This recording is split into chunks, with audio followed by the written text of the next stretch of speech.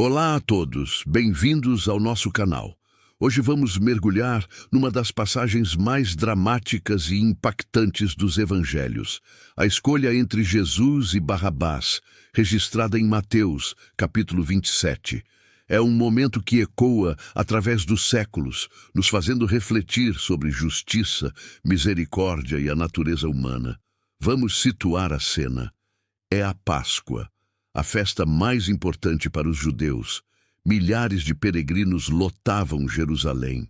Jesus tinha sido preso, julgado apressadamente durante a noite em processos ilegais, e agora estava diante de Pôncio Pilatos, o governador romano da Judéia. Pilatos era um homem pragmático, um político experiente. Ele percebeu rapidamente que as acusações contra Jesus eram motivadas por inveja e não por crimes reais. A Bíblia nos diz que a própria esposa de Pilatos o advertiu para não se envolver com aquele homem justo. Pilatos estava num dilema.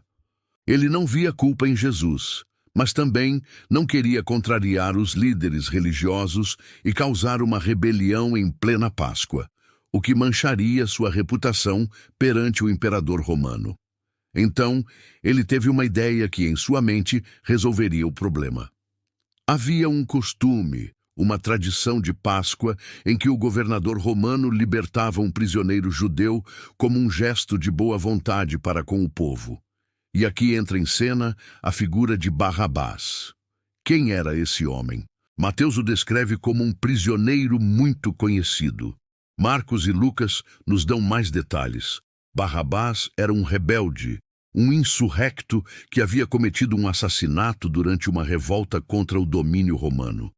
Ele era, aos olhos da lei romana, um terrorista, um criminoso violento. Era exatamente o oposto de Jesus, que pregava o amor, a paz e o perdão.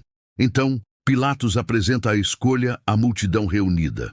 Ele coloca lado a lado Jesus, o Messias, o Filho de Deus, a personificação da inocência e do amor, e Barrabás, um assassino, um símbolo da violência e da rebelião.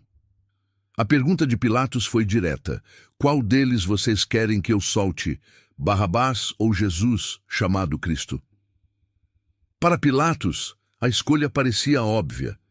Quem, em sã consciência, escolheria um criminoso violento em vez de um pregador pacífico que curava os doentes? Mas algo surpreendente acontece. As Escrituras nos contam que os chefes dos sacerdotes e os líderes religiosos persuadiram a multidão. Eles agitaram o povo, envenenando seus corações e mentes. Eles manipularam a opinião pública, transformando o clamor popular numa arma contra a inocência.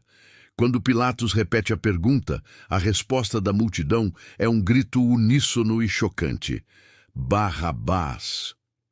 Imagine o espanto de Pilatos. Ele insiste: e o que farei com Jesus, chamado Cristo? A resposta é ainda mais terrível e sombria: crucifica-o. A mesma multidão que dias antes havia aclamado Jesus como rei na sua entrada triunfal em Jerusalém, agora pedia a sua morte da forma mais cruel e humilhante. Pilatos tenta argumentar uma última vez, mas que mal ele fez? Ele não recebe uma resposta lógica, apenas um grito ainda mais alto, frenético, consumido pelo ódio: crucifica-o! Vendo que não conseguiria nada e que um tumulto estava começando, Pilatos cede. Ele realiza um ato simbólico, lava as mãos diante da multidão e declara: estou inocente do sangue deste homem, a responsabilidade é de vocês. Com esse gesto, ele tentou se isentar da culpa, mas a história não o absolveu. Ele, que tinha o poder de fazer justiça, cedeu à pressão política e ao clamor popular. Então, Barrabás, o culpado, o assassino, é solto. Ele anda livre pelas ruas de Jerusalém, enquanto Jesus, o inocente, o Cordeiro de Deus, é entregue para ser açoitado e crucificado. É uma troca impressionante. O culpado é libertado e o inocente toma o seu lugar na morte. Essa história é muito mais do que um simples relato histórico. Ela contém uma verdade teológica profunda e poderosa. De certa forma, todos nós somos Barrabás. A Bíblia diz em Romanos 3:23 que todos pecaram e estão destituídos da glória de Deus. Pelos nossos próprios atos, palavras e pensamentos, nós merecíamos a condenação. Nós éramos os prisioneiros, culpados diante de um Deus santo e justo. Mas então acontece a troca divina. Jesus, que nunca pecou, que é a personificação da justiça e da pureza, se apresenta diante do Pai e toma o nosso lugar.